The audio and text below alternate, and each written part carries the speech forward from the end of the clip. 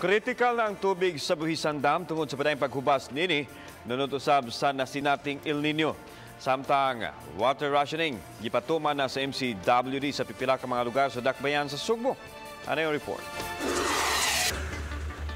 Sa nasinating El Nino, apektado ang tinubdan sa tubig nga mao'y gisaligan sa mga water utilities sama sa MCWD nga mao'y mubahin-bahin sa tubig ngadto sa mga konsumidor.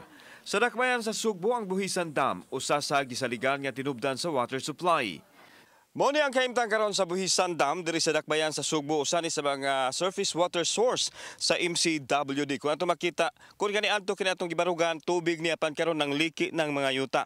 In fact, kani akong gipadulngan karon mo ni siya ang sapa, no?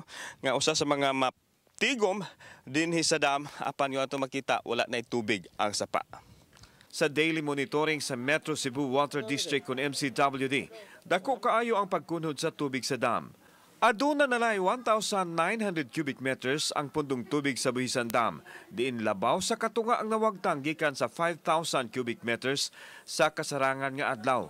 Giisip kini nga ubos na sa critical level. Kung walay moabot nga ulan, hayan mahubsan ang dam inig-abot sa Hunyo.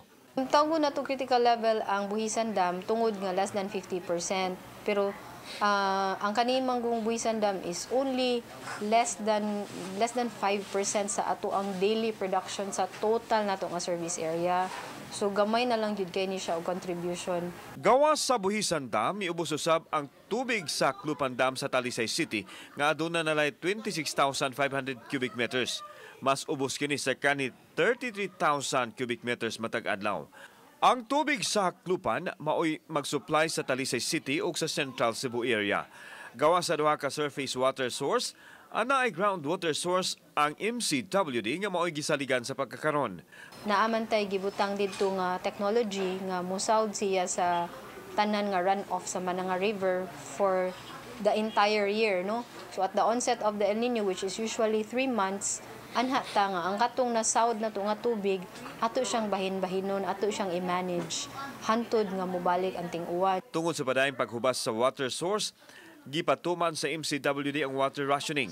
Adunay mga barangay nga schedule ang pag-aga sa tubig aron dili dali mahurot ang supply sa tubig. Unang napiktuhan kadtong nanimuyo sa mga barangay nga nimutang sa sakaon nga bahin. Ang sa water rationing karon sa as of last week, ang naigo ani is ang for Haklupan, ang elevated barangays of Talisay City and kaning Central Cebu City. Unya ang naapektahan sa buhisan nga supply is Banawa, unya kaning areas in B. Rodriguez and Velas, unya up to Sambag Uno, unya Fuente area. Gidasig sa MCWD ang mga konsumidor sa pagdaginotog tubig. Kauban si John Zulon, ako si Alan Domingo. Balitang Bisdak.